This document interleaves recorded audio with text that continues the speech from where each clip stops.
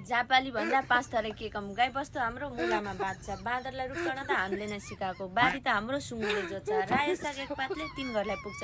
बाहुन त के भन्नु, लिम्बू नै भइसक्यो, लिम्बू नै बोल्छन्।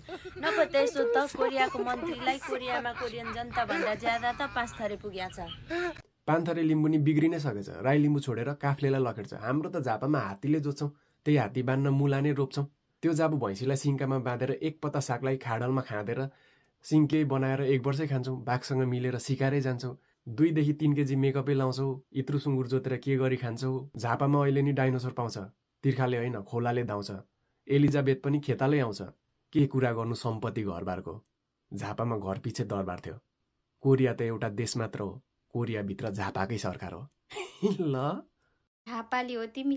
अरे यार, झापालीको मात्र हुन्छ गफ हान्ने दम। झापाली भन्दा सिन्धुली के कम। जताततै सिन्धुलीको जुनारको चर्चा। त्यही जुनार बेचेर पैसाको वर्षा।